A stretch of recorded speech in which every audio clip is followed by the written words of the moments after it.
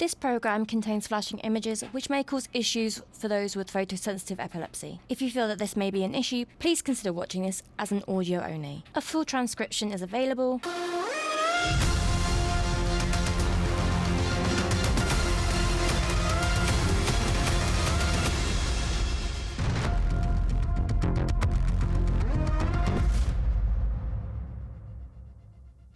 Hello horror fam, welcome to this episode of Hinderance. I'm your host Cia, and if you've watched one of my streams, you will probably have seen today's co-host alongside me in Phasmophobia. Joining me today is Quizmar. Hello, this is me. I normally play games with Cia on Phasmophobia and other stuff while she streams, and I stream whenever I feel like it as well. In today's episode, we talk the spooky season, we take a look at the new releases for the rest of November, we cover the latest news, plus we have a handful of upcoming releases that we put to the test. One thing with me and you, Quiz, I feel like we have quite different tastes in games. Obviously, there's games that we both enjoy, such as Phasmophobia, Dead by Daylight, but there's many types that I would probably not be drawn to, like the roguelites and things more on maybe the puzzle side. When it comes to a horror game, what makes you think, oh, I might like to try playing this game? When it comes to horror games, I don't really go for scary games because that's just me. I like more of the aesthetics and how the game looks. I mainly play shooters. I mainly play, as you said, roguelike. But it's just I don't like jump scares all that much. I don't think that's a really unique point of view either. A funny story, when I was trying to get people to play Phasmophobia with me, I kept approaching all my friends and my family. Oh, you didn't. I was like, please play game with me, and they're like, no, I hate jump scares. Or I've got one brother, and he's very he'll never admit jump scares. Most people don't like jump scares because they scare them, and they're just and he'd be like, no, I just don't find them intellectual enough when there's jump scares. I'm like, no. Yeah. So nah. I didn't realise at first you could play Phasmophobia solo. Oh yeah. So I was just trying. I was desperate, like, please somebody play with me. But yeah, no, it was alright. Then I found you could play it solo, so I was alright. For me, when I was playing Phasmo, I actually didn't know you could obviously I didn't know you could play it solo. I didn't even know it existed. Because obviously it's the indie horror space is a very niche thing. If you don't know about it, you don't know about it. And it's the fact that the reason I got into it was because of A, my girlfriend, and B, you, because you lot just played it. And I was like, yeah, I'll tag along, why not? I was absolutely crap at the game, but... We all have our van camping era, it's fine. Yeah. But my thing, so I was already playing, like 90% of everything I was playing was already indie, and I didn't realise. Yeah. I fell down the indie rabbit hole on Twitter, and I was like, whoa, okay, these games are loved. You know, these people love the games they're making. They're not just making them. Yeah, it's a weird one because, like, with indie devs and stuff like this, personally, it's like, here's your game. Some indie companies, some games they make, fucking amazing, because they just are. I think because they love them. They love them so much that they've put like every part of them in there. But then the thing is though, that it's a demonic game. It's not really horror, but you know, Cult of the Lamb. Yeah. That game is not a AAA title. It's made by Devolver Digital and made by Massive Monster. And they just did the most stupidest marketing campaign you could ever think. Yeah. And it's just like, it was just out there, ridiculous. Like, you know what I mean? So it just caught your eye. Yeah. I mean, I think Twitter is like the main place at the moment where the indie devs roam. You can see them in the fields. Pet them. But yeah, for horror games, yeah. If you're coming into this and you haven't seen me stream, I get scared the easiest. I am so susceptible to jump scares, but I love it. It's like going on a roller coaster. Like, if you go on a roller coaster, it doesn't scare you while you're going on the roller coaster, right? I hate roller coasters. Oh my god, John does too. Weirdos. Like, I love them. I absolutely love them, and luckily all my kids do too. So. If you didn't feel scared on the roller coaster, you wouldn't really be enjoying it. So for me, the games feel kind of the same, but I also like some kind of story or some kind of logic. So I've got situations where, like, sometimes without enough scares, a game that I enjoy with the scares gets boring. But also, if it's taking way too much energy and focus to get through a game, I get I'm like, look, okay, this should be my fun time. I don't want to be focusing this much. It has to be like a balance. And obviously, if there's shooting, automatically I get slightly stressed. And it does, you know. If a game, even though like shooting automatically means to get like, if there's enough of the good points with it and the shooting won't ruin the game, then I'm fine with it. So my example I've got is Ghost at Dawn, where it had the aim assist and had a really interesting story. But also, if I ran out of bullets, I could still progress, except for at the end. I got very stressed at the end because I was running out of bullets, and the last boss you really can't not kill. They should have let you throw the gun at them. Yeah. It was the first day playing. I'm like, can I loot for this ghost? The best bit about when you play horror games and get scared is you play the game. As you do. No, you don't even get scared. You just get scared by people you're playing with. My problem is that when I'm concentrating, I'm so focused on what I'm doing. So I'm like, okay, I'm going to do this thing, and it's the other steps to do this thing. Now, nowhere in there do I expect like another player to be in the way. The best one recently was when I was telling Knight, he's like, is Phasma a scary game? I'm like, no, it's not really scary. And then I got literally jump scared right afterwards. I was like, wow, that was that timing. Okay, that. but yeah, I think I get scared more by other people. But also noises. I have hyperacusis and misophonia. So most people know what misophonia is, which is where sounds overly annoy you. With hyperacusis, so some sounds will trigger either the fight or flight response very severely, or will actually be painful. So it's like the more extreme version of misophonia. And some sounds that are used in horror games, like they just. Yeah. So what really makes you go straight away, I'm not touching that game. I'm not playing it at all. For me, it would probably have to either be, obviously, jump scares, because I don't really enjoy jump scares. I'll play it, don't get me wrong. I won't enjoy it.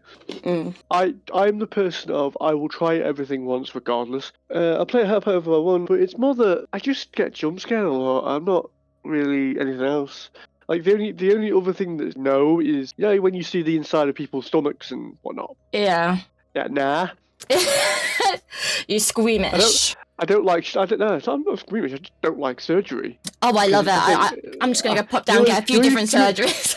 Do you know you cut people open? Yeah. And you see the inside of the person. Ew. Do you know what's really funny? Some backstory here is I recently quite badly hurt my foot. And I don't have a lot of feeling in the foot, so it didn't overly hurt. It did. I mean, it hurt enough. I thought I'd broken my toe, and I was like, "Oh, it really hurts. It shouldn't really be hurting." And then, I thought it was quite funny, and I went and I actually posted on UndeRealm. I was like, "Whoops, I've had an accident." And then at that point, we realised it was bleeding, and John was like, "Let me have a look." And then he was like, "Oh." So he told me what I'd done. I didn't see it, but the second he told me what I had done, I freaked out. Oh, lovely. I started crying. I was like, because it was just the thought of seeing it, even though I didn't see it. I was like, they were like, "Oh, you need to keep, I have to keep a really close eye." I'm like, "No, my husband has to keep a very close eye. I'm not looking at it. I am not looking at it." But yeah, I was again, I'm very squeamish. And you think, oh my God, if it's something that relies on like body horror with fingers, that makes me wanna puke. I can't. Fingers and toes for some reason. Wait, but then here's the one. Have you ever played Gears of War or seen it? In that game, when you get a headshot, there's just a beautiful cracking of the head. I mean, the head would be fine. To signify. The head would be fine. It's just the hands. Okay.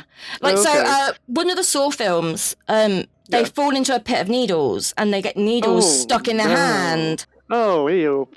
I don't like needles at the best of times. Yeah, but the needles in the hand, like, if you think, like, how graphic Saw films are, the needles in the hand was the bit that I was like, nope. Everything else was fine. So I'm very, very specific about what kind of body horror I don't like. It's like, as well, something I want to watch horror-related is the, I don't know if it's come out yet, the Winnie the Pooh film. Oh, Blood and Honey, it's called. Is that not out already? I don't know. I think it is. I've seen it. It just seems hilarious because it's all childhood characters that you know killing people. Me back in the day. Again, aging myself a bit here. Me and John on a Friday night, we'd finish work and we'd always go down Blockbuster and we would buy the shittest looking horror film. Every time, and it had to look really bad. Like, we couldn't go and go, oh, that looks like we're going to enjoy it. It was like, it has to look the way. I think like one of the ones we watched was Cannibal Man, and it was so bad. But the funniest thing is, at one point she walks through a door and she like wafts a fart behind her. And that's like the only bit I can really remember that film. But it's just, that's. We were like, we know we're not going to get scared by these. Let's just have something that's gonna. Yeah, I'm really weak. I was so scared of everything as a child as well. So funny, you haven't gotten rid of it. No, Because as kids get older, they understand more. How did you know? I understand nothing. It's fine. So the thing for me is I took it from being scared of everything and not being able to control it to being like, I'm going to make myself scared. I'm in control because I'm doing this. It was actually come to think of it, the one thing that I got like it was roughly about 2 years ago now. I was playing with one of my friends on Dead by Daylight, and Legion was in the game. I didn't know anything about the game at all, and I was doing a generator with him, as you do. And he just pulls me off. I'm like, what the fuck? And it scared the ever-living shit out of me. I was like, oh. Yeah, I mean, the funny thing for me is, like, Devour. Devour, for some reason, it just stresses me out so much. I'm so fucking scared the whole time. I'm, like, in a state of panic, and I'm like, I don't know why. It's just that one game. Like, literally, my family are like, can you be quiet? I'm like, no! What is your most scared monster from that game? I think the spider one, because I don't really like spiders, but they're all the problem is like every time that they get you, you know you're going to get jump scared, because that's the whole thing every single time. And then you can hear them behind you and you're running and you're like, oh my God, it doesn't,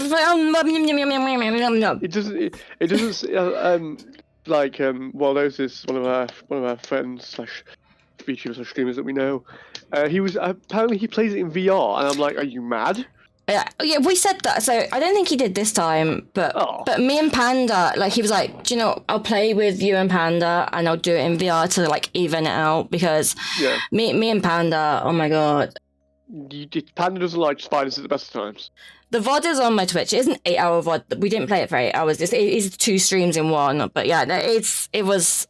It's a lot. It's stressful in a weird way. Like, Outlast is, from what I gather, is very much the opposite, where it's just, you're just scared the whole time and it's pretty much unplayable.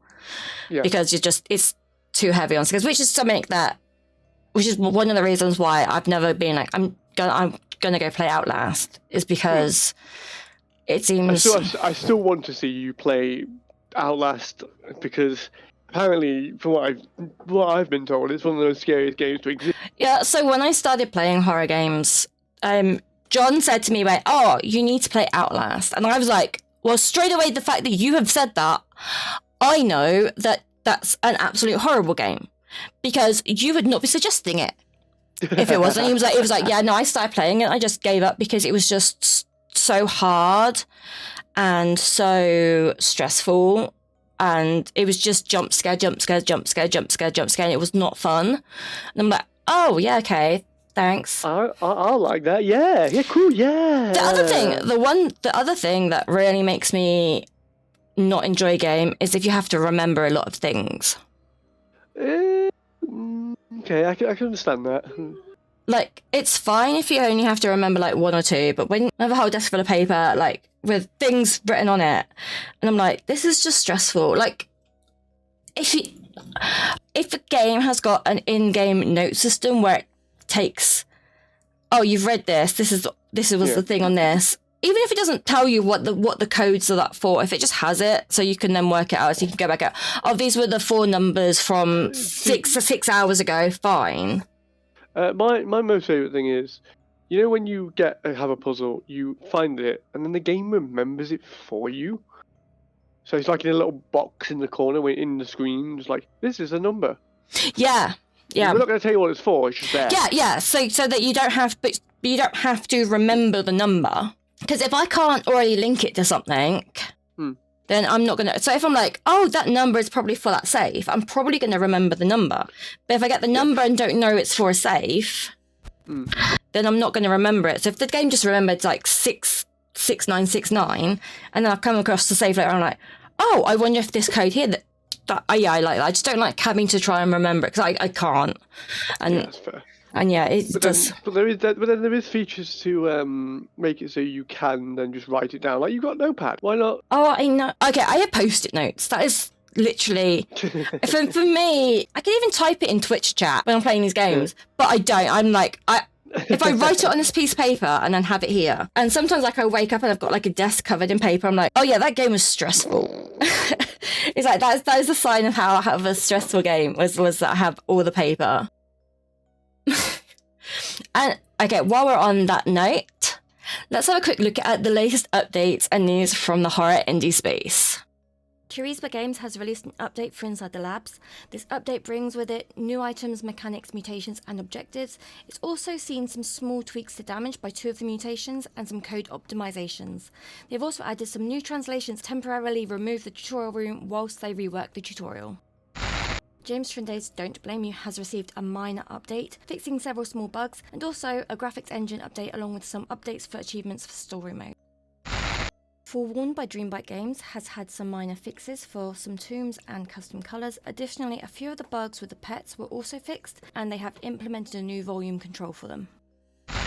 Joran Joe's Content Classic Don't Scream has had some settings and a setup overhaul, allowing players to now change resolutions, play it in windowed mode, and more, as well as reducing the file size of the game overall. They have now added key binding so that those playing with non-QWERTY keyboards can now play. More importantly, they have begun looking at how the microphone works within the game, including microphone settings. Though full audio support is coming soon, they have identified an issue with Windows 10 and 11 and microphone privacy, but are unsure how to fix this as yet. I personally had this issue in the game, and I found running my mic through a third party, in my case VoiceMod, fixed the issue, which could work for some people in the meantime. Xenoplasis Games has released their version 1.1 patch for Ontotis. This brings several bug fixes and support for 3 new languages. There is also a new achievement as well as an increased size of the aim dot and decrease on stamina consumption, allowing you to run longer.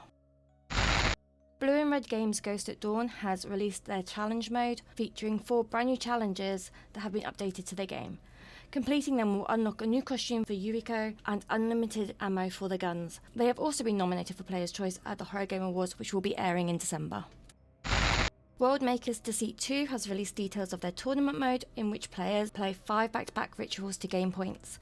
There is a full point breakdown on their Steam page as well as on their Discord. They also allow demo players to take part in the tournament mode on the condition that they are invited by a player with a full game copy. This update also brings a number of patches, including audio and animation fixes, as well as some tweaks to the gameplay and the UI, including fixing the escape key bug, where grabbing the escape key when about to enter a cutscene, the player would get stuck on a blank screen.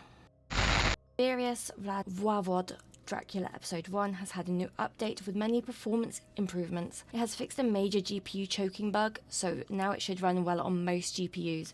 It says, as an example, the 5th gen Intel Iris, which is around 14 years old, can run the game, but not very smoothly. It has also featured some improvements, helping the game flow smoother. They have also updated the demo to show the changes made.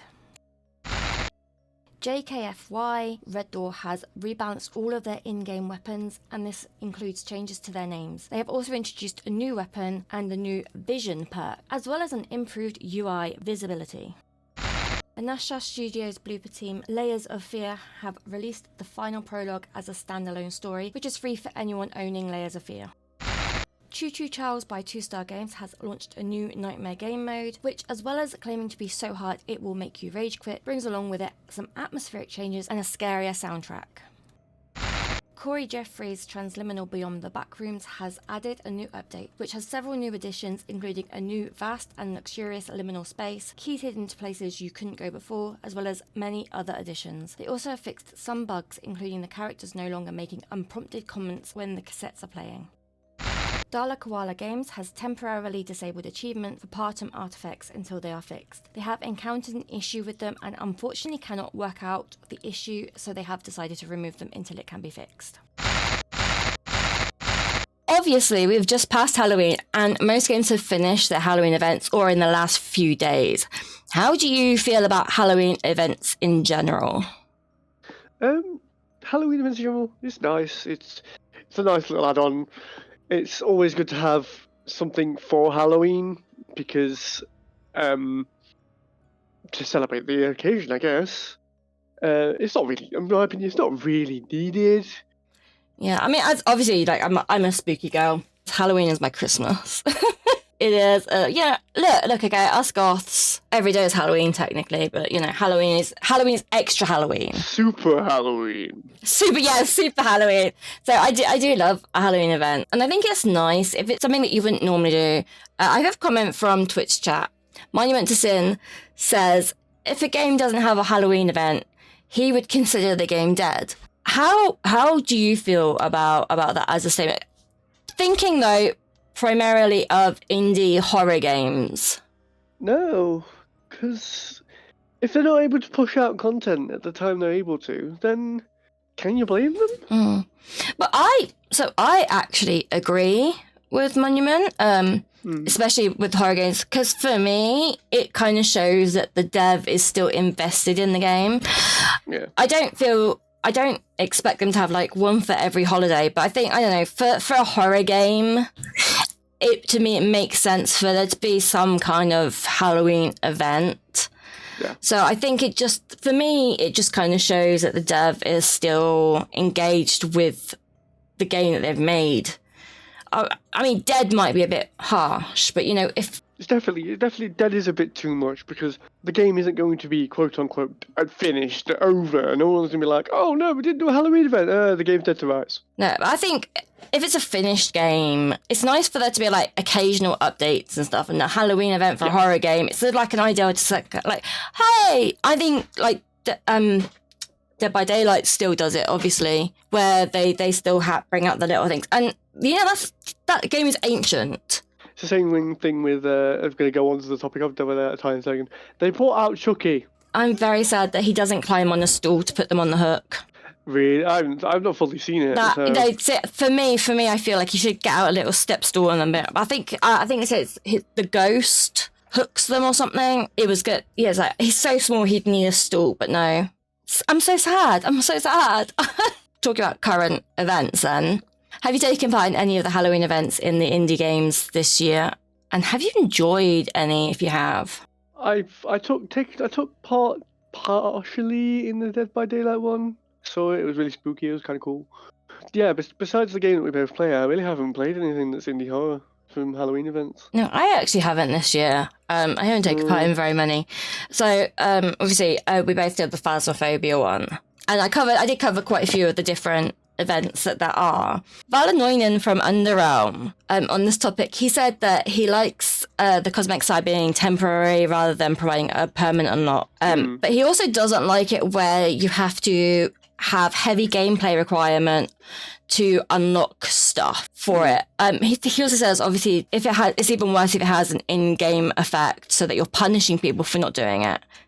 And so that actually leads me on to the Outlast Trials one, because from what I've seen, it is, so you earn tokens to unlock skins, but it seems like you have to do quite a lot to get the tokens. Yeah. And like I said before, Outlast Trials is quite an intensive game sometimes. So it's like, because it was like, you get one token for some of the smaller trials. I don't know if you get more for the bigger ones. But you need like 20 of them. Yeah. And that is a lot. So we normally, we do like one big campaign and then maybe we'll get two smaller ones in a 3-hour session. Yeah. So that's a lot. That is a lot of gameplay that you would need to unlock the skins. My question to you then is, do you agree with the fact that you shouldn't have too much, or you want a lot so it keeps player attention? Yeah, I think it needs to be something that if you think about the average time a person will play your game in a day. Yeah.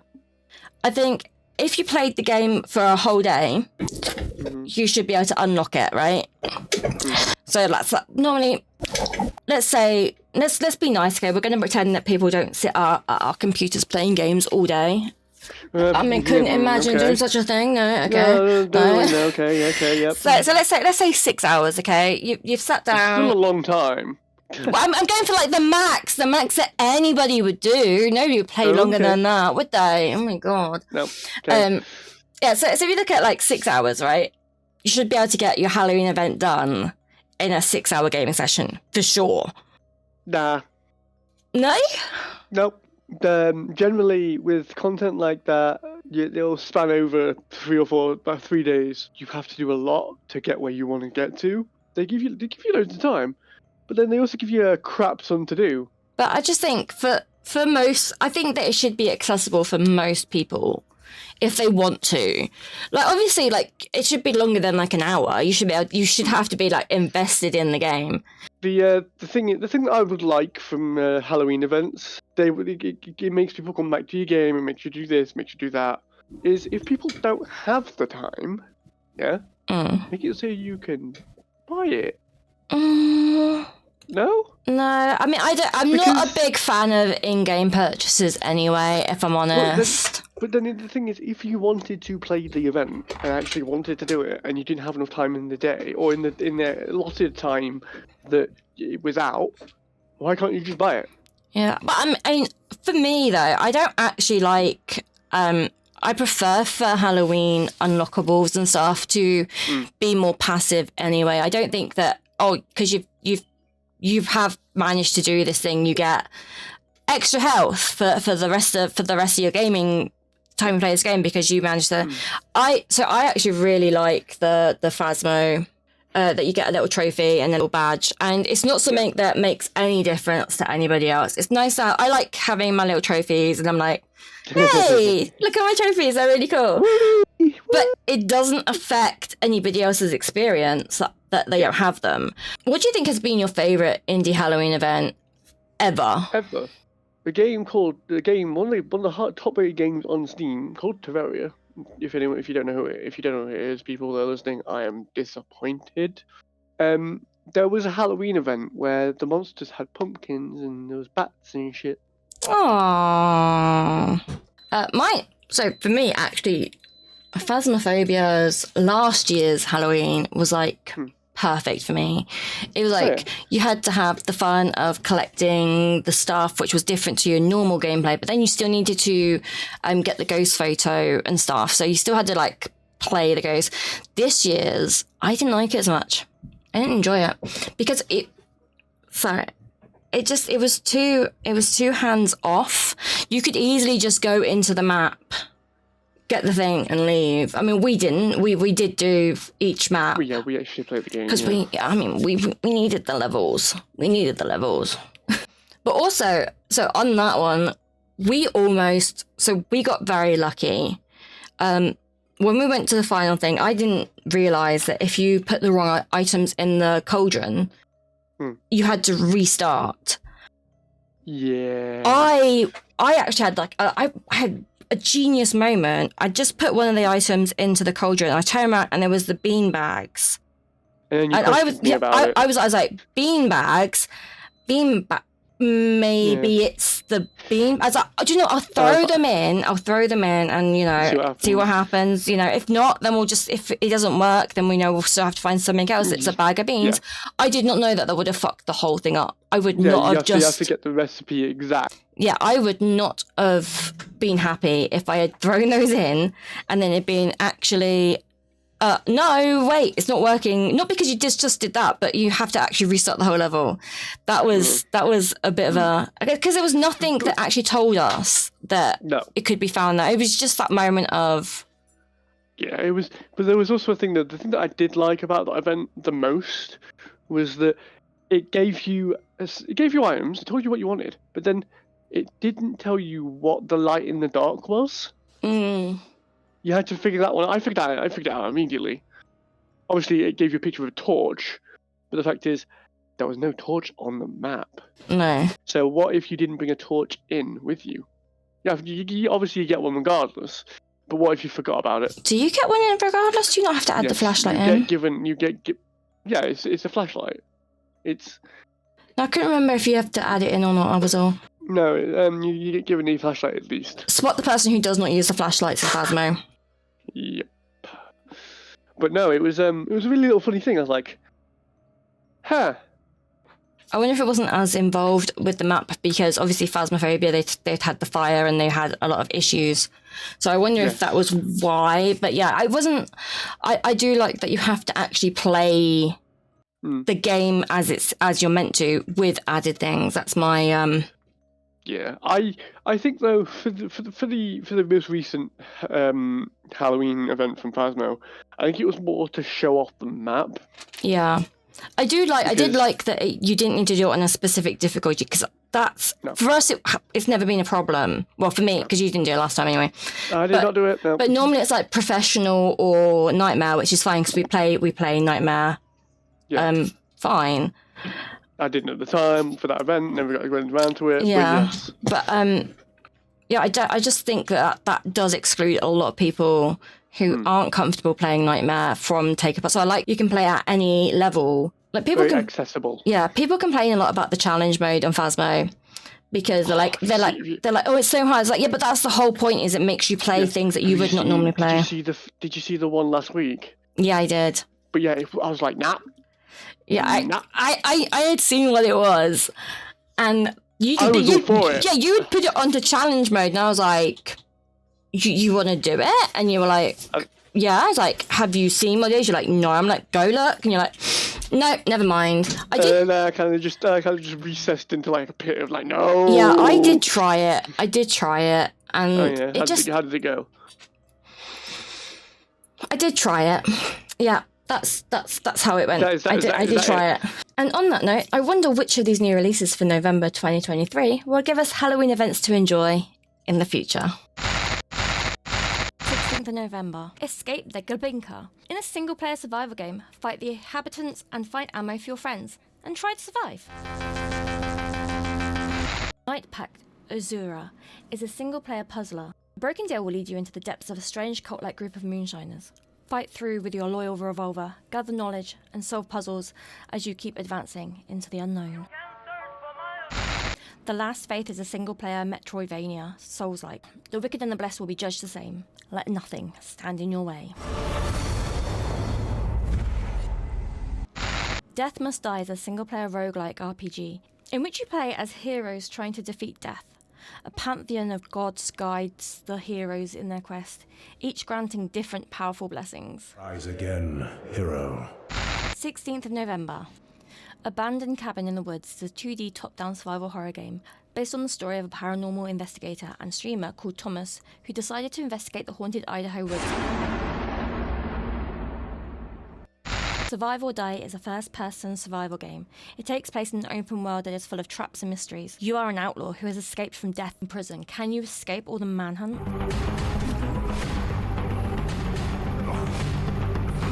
The Kingdom and Remedy. Build your lab and do the stuff evil doctors must do in this time management medical sim. Aided by a lascivious nun in a grim prison, rig executions, conduct horror experiments, and do the unspeakable to cook up your cure-all. The Kingdom and Remedy.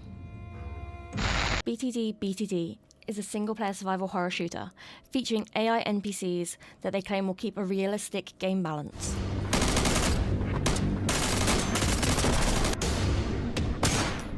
The Muller Power Principle. Solve puzzles in an interactive environment. You need to figure out the meaning of those words, otherwise you're doomed. You have to, or all of this was in vain. 17th of November.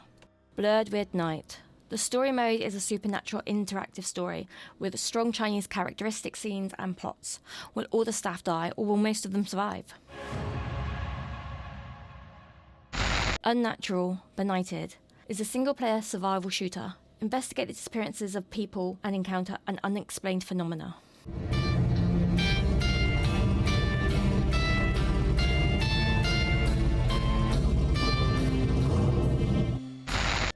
20th of November. Slasher U is an 18+ horror dating sim. You can choose the level of adult material you show. It also includes a streamer mode, which is TOS friendly. 21st November. Adventure of Helio is a platform with 60 levels and features 6 worlds. You play as a young dragon and must battle and trek your way home before the sinister thief Elandrin steals your treasure.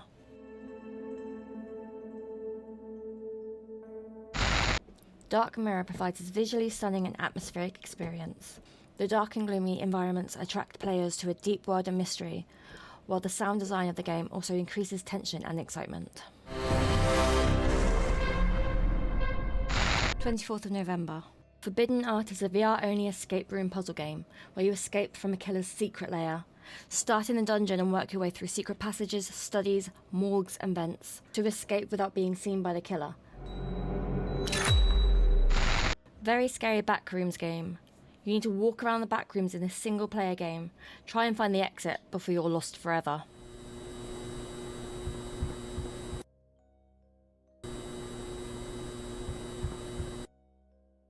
"25th of November. Zombie Wars is a third-person shooter. In this game, you must kill zombies to survive.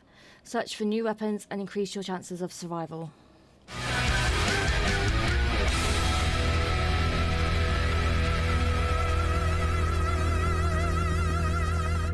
28th of November. Red Rum Hotel is a short first-person horror adventure game. Roam around the haunted hotel, collecting strangely scattered notes and avoiding the evil presence that seeks to rid you of your sanity.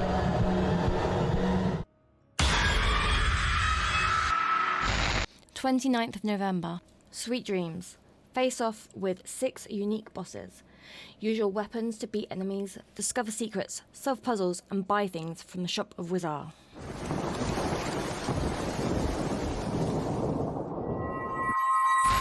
Labyrinth is an asymmetrical horror game where humans are thrown into a randomly generated labyrinth against a Minotaur. Play either as the Minotaur or as one of up to 5 human players trying to escape the labyrinth.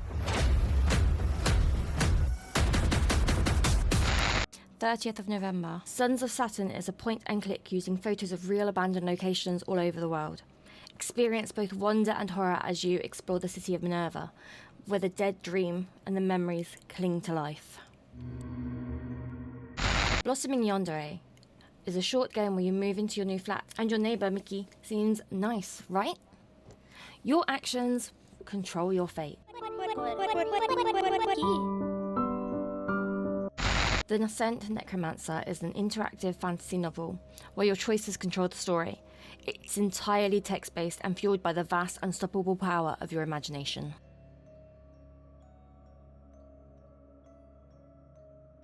Nightwatch, Nightmare Creatures, is a co-op horror for 1 to 2 players. Restore and repair the equipment through 6 different shifts.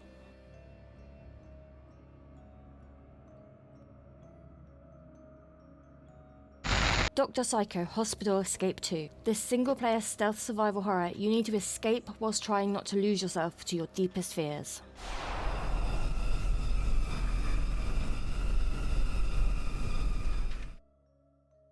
First of December. Last Escape, Dead Complex is a single-player survival horror with multiple endings. Get out of the infested apartment complex.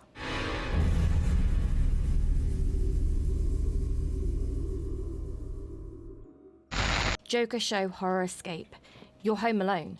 You need to hide and solve puzzles. Don't get caught. And escape.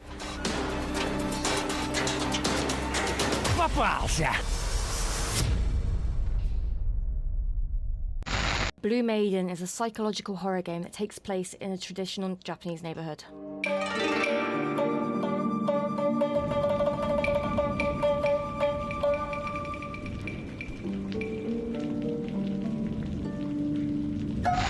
Fourth of December. Flesh Everest is a randomized survival horror FPS set inside of a massive living organism.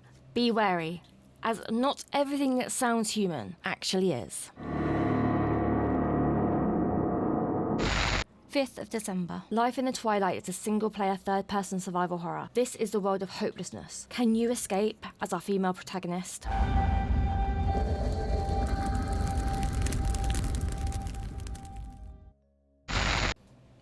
Ungate is a first-person survival horror.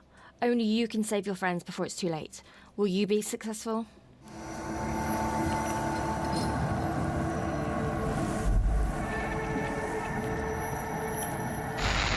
Thaumaturge is a single-player RPG. Everyone has their own demons.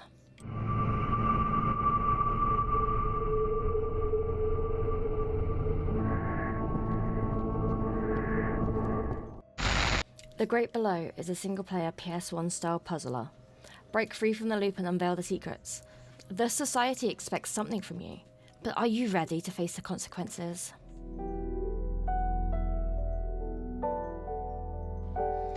Exact date unconfirmed. After the Flood is a single-player survival horror with atmospheric and immersive storytelling.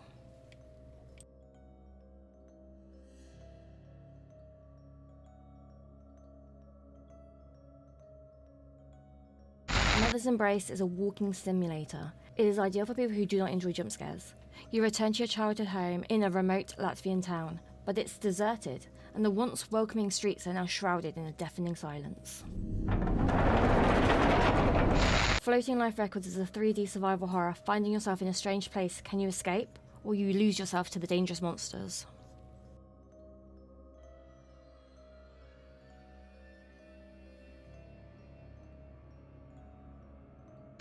Catacombs is a single-player survival horror with survival and endless game modes. It will see you. It will chase you.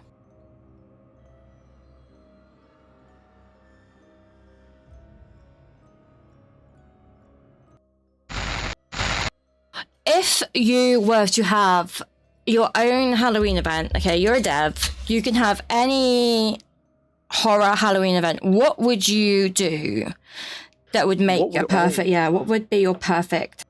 Now, this is a question that I never thought you'd ask, because I've never actually thought about this. If I was a dev in a Halloween event, it'd have to be something very, very, it'd have to be scary.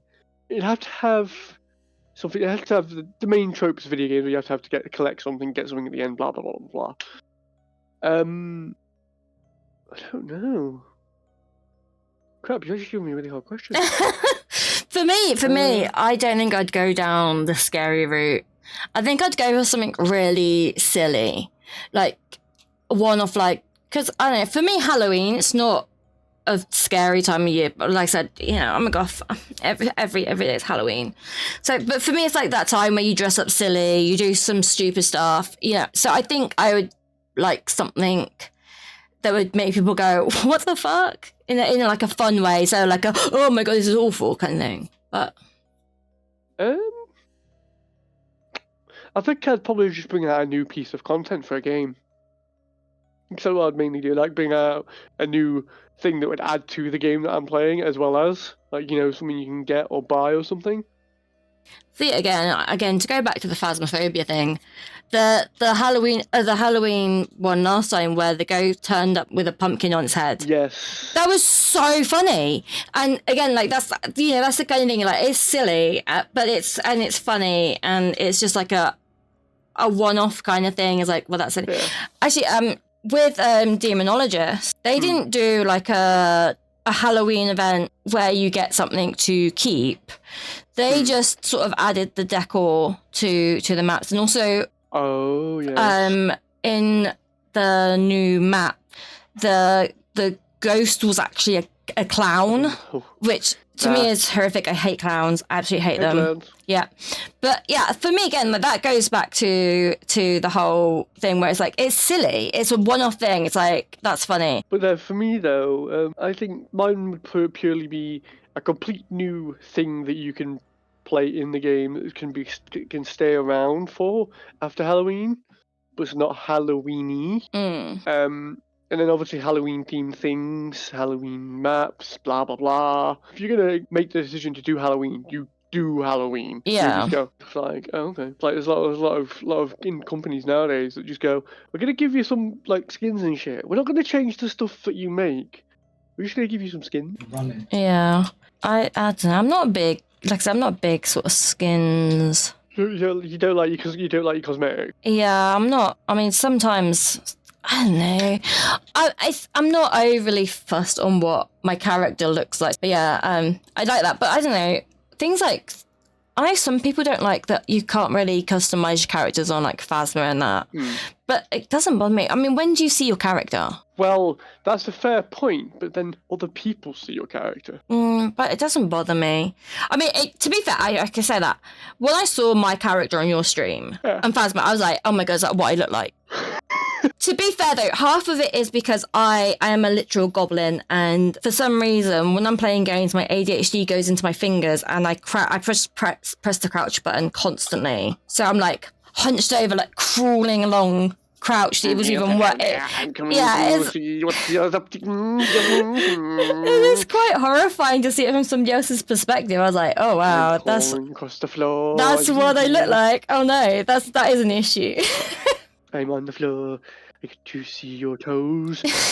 Oi, leave my toes out of this, alright? That's a sore Not your spot. toes. My toes are a sore spot at the moment. I mean you looking at other people when you crouch to the floor. This is my new horror arc where I'm literally going to go around and steal other people's feet. No, that's not even the feet. You play games and you steal their shoes. Steal their little toe. No, I'm very specific about my shoes. Most people don't have shoes. I would lie. No, you just the shoe goblin. Just the shoe goblin. And on that note, shall we have a look at how we got on when we tried some upcoming releases? Disclaimer, I play all games live stream, but the footage has been split up and some big spoilers removed. Each clip has a play by date so you can go and see the VOD. All opinions on these games are our own, even where we were gifted keys for games, which will always be disclosed. We will only give our honest opinions on the game. Also, as people with individual tastes, just because we did not enjoy a game does not mean it is bad.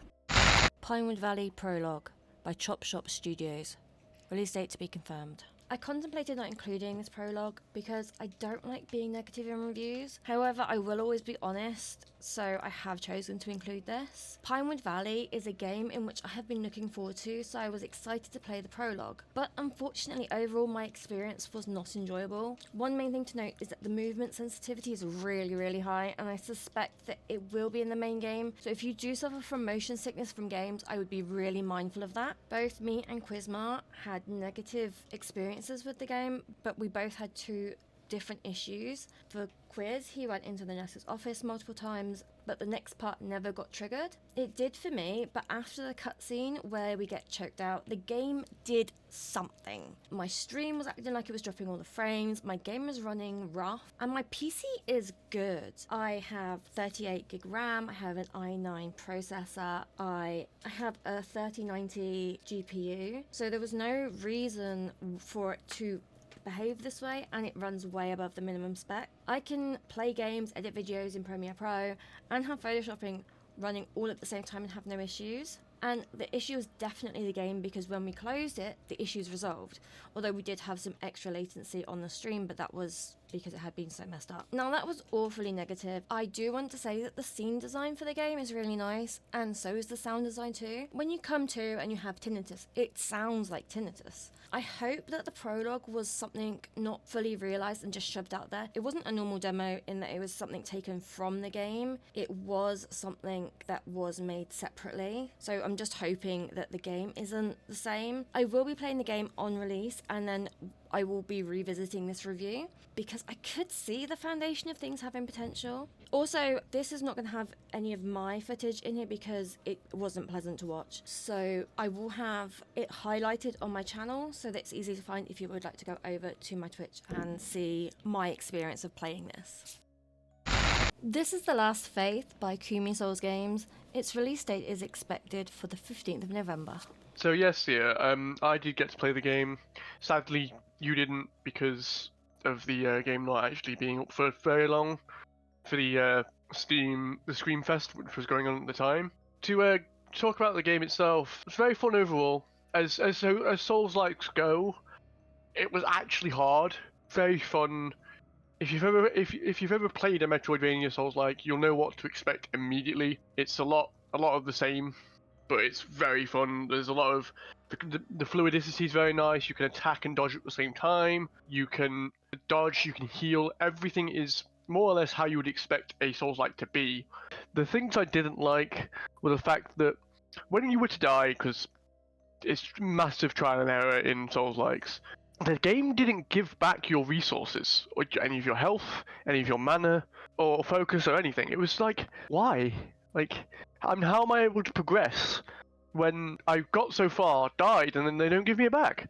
It was a bit awkward. I'm not gonna lie. Very hard to get through the levels. When I got to a certain point of understanding how all the mobs fought, how the gameplay loop was, I then got to a point where I just bought loads of potions and didn't have to worry about that, which was fine. The last boss fight was actually really enjoyable. As the fashion of Souls-likes go, you beat your head into a brick wall until you get to the end of it, which was very enjoyable. And it was all round good made game. There was a few things I didn't like, which I've said. Overall, the company that made it, Kumi Souls, they made a cracking, well done Metroidvania that was in a dark Gothic Victorian setting. Fair play to them. It ticks the boxes for what they were looking for. I might actually get it when it comes out because it was just fun, just all round fun. The game goes and asks you, do you want to play it on a different class, or do you want to quit the game? I quit the game like an idiot, and it just closed it. So yeah, it must be pretty frustrating, considering how much you enjoyed the game, that you didn't go back through and give it another playthrough, just considering you can't now until it's actually released. But I have to say... Yeah, that wasn't great. Yeah, the one thing... you said about losing your items when you get hit. Oh mate, that would actually make me so frustrated. Yeah, it's because you die, you expect to be reverted back to in this sake. You've got a teleportation area where you can fast travel around circles. They didn't give any of that back. I imagine like if you die quite late on, and then you're like facing the boss like a baby. For me, obviously I didn't get to play it, but it looks very it has that really nice retro feel in a good way. It's almost that makes it timeless. Like you could play this at any time and be like, it's fine. It doesn't look janky. It looks fine. It looks like it's meant to. It looks well made. They went with what they have and they made the game well. It looks really nice. I am disappointed that I didn't get to try it though, because it's not my kind of game. But I do like to try a game every now and then that isn't something that I would go, oh, this is the kind of game I'm instantly drawn to. So I quite like to. That's the one good thing about doing this, is trying games that I wouldn't normally play.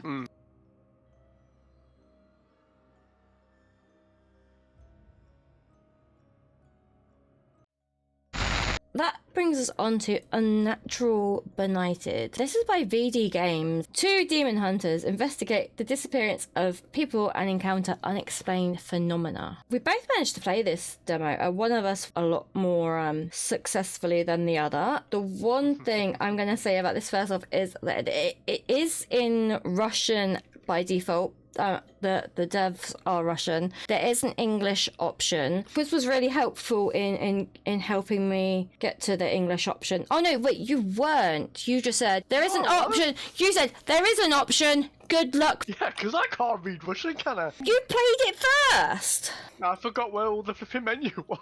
But yeah, so with a little help, I just clicked things until I got into the menu. Again, you can work it out from that. But yeah, so that's one thing to bear in mind, is it is in Russian by default, but there is an English option. So, as somebody who played the game more successfully, Quiz, do you want to lead us in this one? Can do.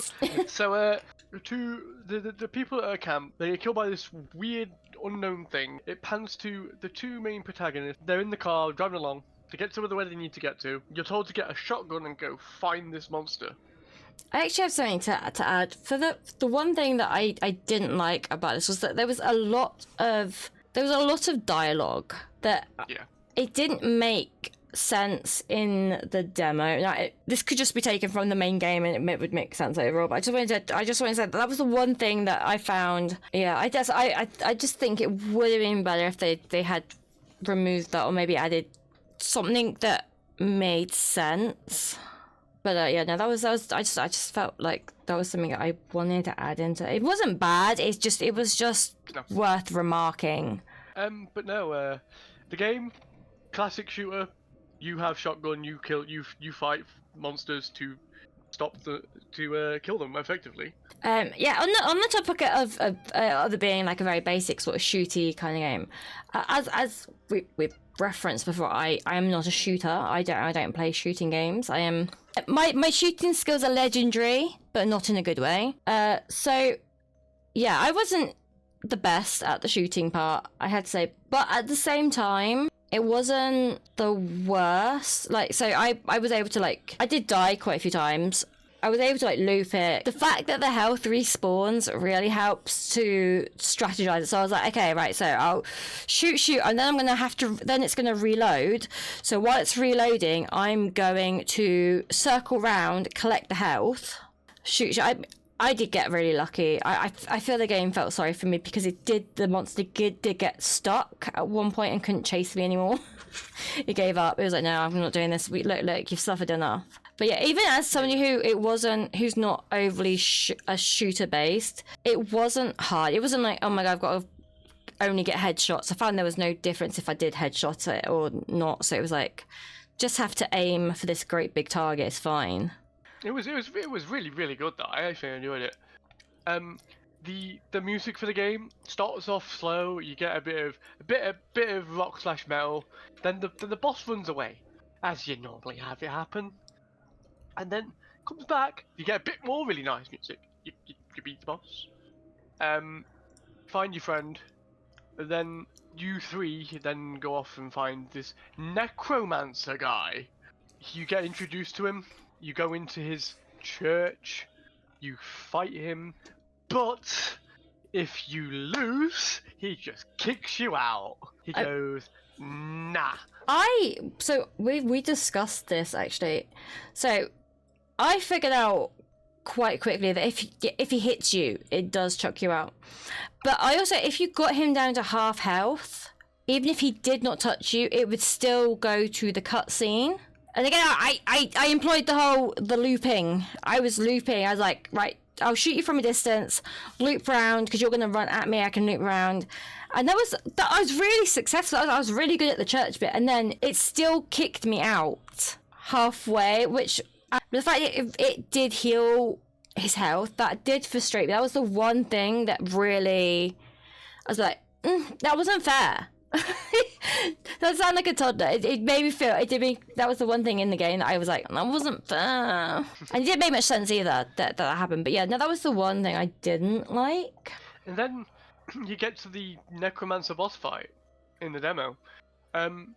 Generic boss fight, shoot guy dies, but meanwhile, he thought, you know what, I'm gonna apparate, disappear, come back and throw balls at you that track you. Oh, I hate it when people throw balls at me. Apparently. I'm gonna let Cia describe what happened in her point of view. Alright, I've never pretended I'm quick at working things out. I did not realise you could shoot the balls. And I, trying to save my ammo for shooting him, was not shooting the balls and I died. It took me twice the amount of time to complete it than it did for quiz. And it's mostly the fault of these balls. But again, as soon as I'd already like got the whole shoot. Okay, now I have to reload, go round the building, collect all the health, and then come back. But yeah, as soon as I worked out I could shoot the balls, it made a big difference. It made a big difference. It did take a long time for this battle, and I was kind of losing a bit, but I think that was a me problem. That was definitely because I hadn't worked out that I could. I mean, I don't know why. I just thought like these balls are unfair because they're hitting me no matter where I go. I can't dodge them and I can't get rid of them. But yeah, it didn't dawn on me. It didn't click, did it not? No, not at all. But nobody. I think at one point I did try and shoot them. I tried to shoot the ball on him, and it didn't work. I think I must have missed it. So I think that was why I assumed you couldn't shoot them. But yeah, that was the. I just found that the gun didn't do enough damage for me, and that was. But again, it's not the worst thing. Not a takeaway from the game. Yeah, because that's just how it is. You might get more upgrades or stuff because we only got given 2 sections to the level that we didn't even get a choice to grade or whatever. We just got given two separate shotguns. Good luck. Have at it. Yeah. Effectively. The one thing, like my first thought as well about the way that the demo is structured, and my first thought was, this is confusing because I didn't know what was going on. So we went from this campsite with this Yeti-like monster to suddenly we're in a neighborhood with zombies, and then we've got a necromancer and zombies. Then when I was like, after I'd sort of played it, I was thinking, I wonder what's going on. It makes me want to know the story behind what's going on. Even in the description in the game, it says you've got 2 guys. So who is the 3rd guy that we fight? We just picked some random guy up. Just a random guy with a big gun. We're like, oi, you big gun, come with us. But yeah, also the music slaps. The music is so good. The music when you fight the necromancer just goes off and it's ridiculous. I mean, all through it, the music is quite good, and again that helps to drive you. Whereas I found that because the music was quite constant, this drove me forward to kill all these zombies because it was like pushing me forward because the music was like the right kind of vibe to like, let's cause some fucking chaos, let's go kill some fucking zombies. Right, I'm really disappointed. I want things to explode when I shoot them. Goodness. Oh, there was more ammo there, I knew that. Look, barrels. We blow them up and make our way inside. Yay! Watch it! Great idea, dummy. Is everyone okay? Look, they are different. Oh, That's the work of welcome the back. Necromancer. We must stop him quickly.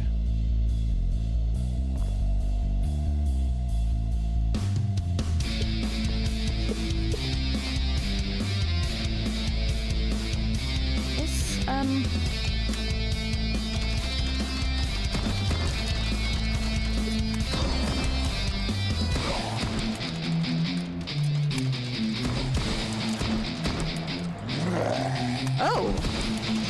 Well, you're a sexy bitch, aren't you?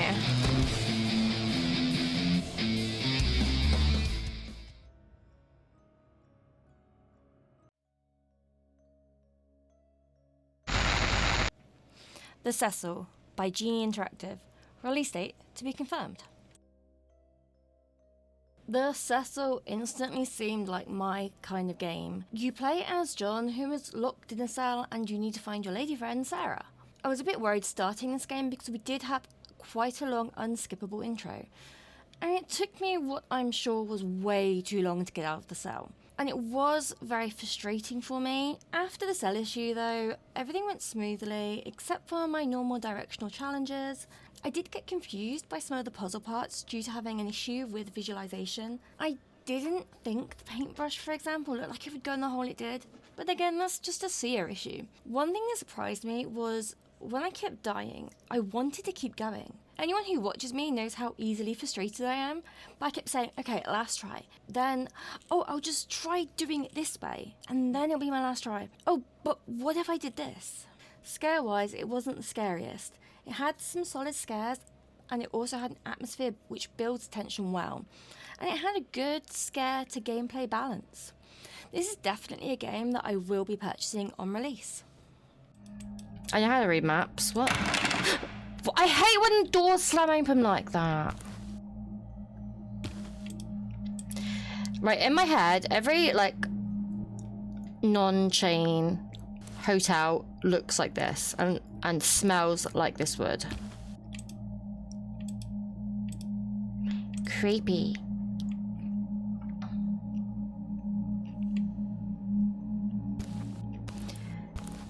The sound is really good. One. I've been expecting you. What the hell is that?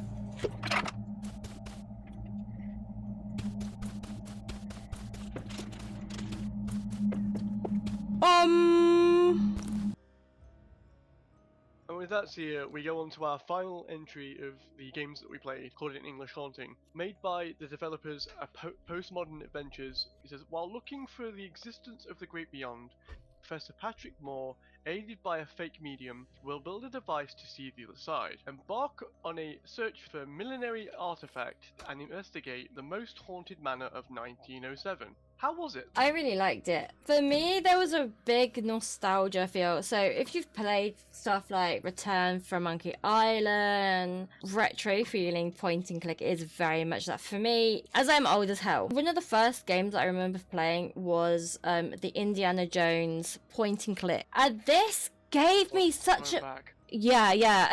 I say it's one of the first games I played, okay? Just to make sure I'm not that old. But yeah, this... Just the way they started in the classroom and everything, it just gave me such the same vibe So it really heavily gave me that nostalgia.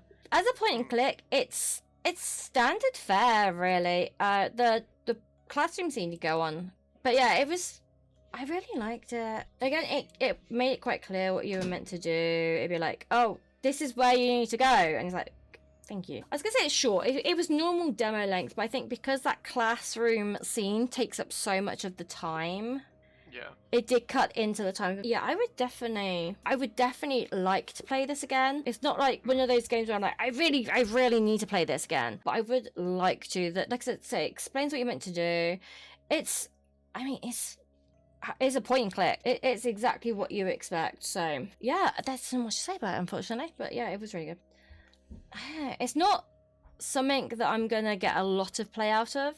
Obviously, like with point and clicks, it is literally a one playthrough thing. Yeah. And but yeah, for me, it is mostly going off of that nostalgia. It was listed as a horror because it's ghosts. But yeah, I mean, I don't know, there may be some jumps later on or anything, but I think this isn't something that you have to be like, oh, I don't like horror games, this will be fine. It's probably more of an experience and a story than you're gonna be jump scares and all this. Yeah. It's probably more to do with you're following the story of Patrick Moore on how he finds this English haunting. I don't know if you get this, but it has that sort of cheeky humour that point and clicks quite often have. Oh, yeah. Like when you're trying to ask the guy if he needs help with painting, what is he doing to that paint? Like it looks like he is being inappropriate to the painting. Fair enough. There's that, I mean, look at he's about to like wiggle his butt at it again. Look, what is he doing? Well, I know it's closed. We've got a key to use on it now. Yes. Hello. Oh no, I wanted to be friends with them.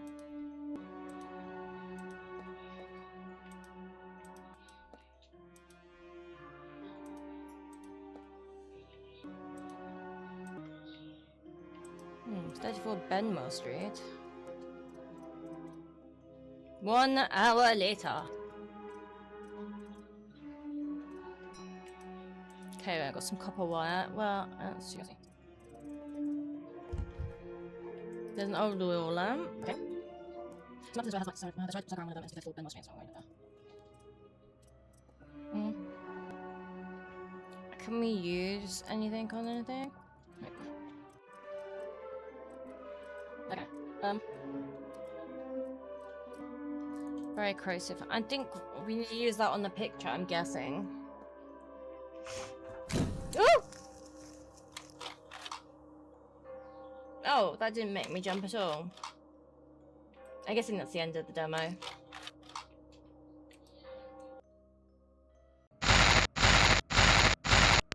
And that is all for this episode.